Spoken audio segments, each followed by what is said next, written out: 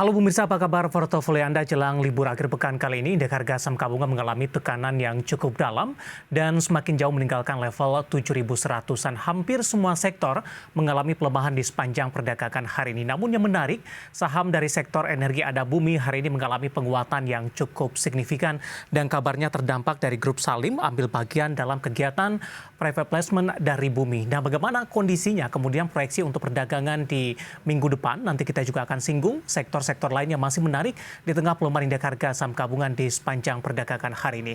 Dan kembali bersama saya Devisan Oval dan inilah IDX Second Session Closing selengkapnya untuk Anda. Dan berikut kami sampaikan bagaimana update penutupan indeks harga saham gabungan di sesi kedua di perdagangan hari ini, di mana indeks harga saham gabungan pemirsa mengalami tekanan yang cukup dalam dan cukup jauh meninggalkan level 7.100-an. Dibuka flat pada sesi pertama pagi tadi di 7.076.623. Kemudian indeks harga saham gabungan sempat menyentuh di zona hijau di level 7.081.018 dan ini merupakan level tertingginya di sepanjang perdagangan hari ini. Namun, posisi ini tidak mampu dipertahankan oleh indeks harga saham gabungan. Hari ini mengalami tekanan yang cukup dalam, bahkan tadi sempat menyentuh ke level terendahnya di 7.008.144.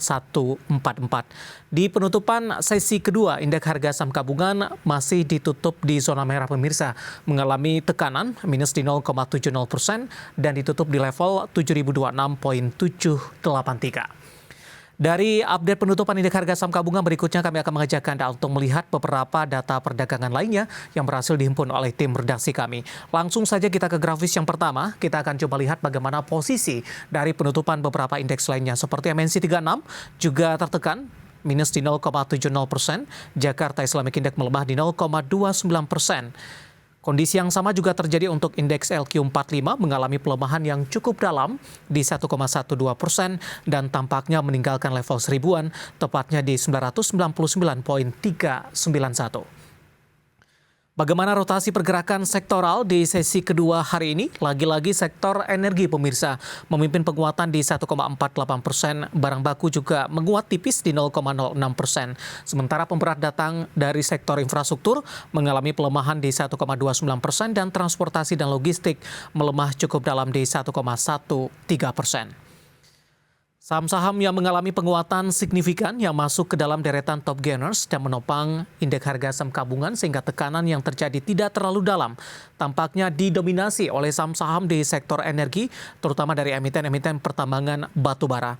Hari ini Bumi mengalami penguatan signifikan ditutup di level 186, BRMS juga menguat di 168, Adaro juga menguat di 4140 dan BP juga berhasil ditutup di zona hijau di level 149. Sementara saham-saham yang justru mengalami pelemahan yang cukup dalam didominasi oleh saham-saham perbankan big cap dan juga infrastruktur telekomunikasi dan juga dari sektor aneka industri. Perbankan big cap BBCA mengalami tekanan di 8.200, BBRI juga melemah di 4.440, infrastruktur telekomunikasi Telkom tertekan di 4.350 dan Astra Internasional mengalami pelemahan di 6.475.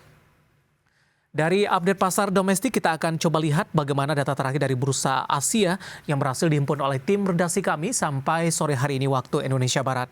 Di mana Nikkei mengalami pelemahan di 0,71%, SCI juga melemah di 0,22%, kemudian Kospi melemah di 0,22%, dan Hang Seng juga melemah cukup dalam di 1,24% di 17.788,44.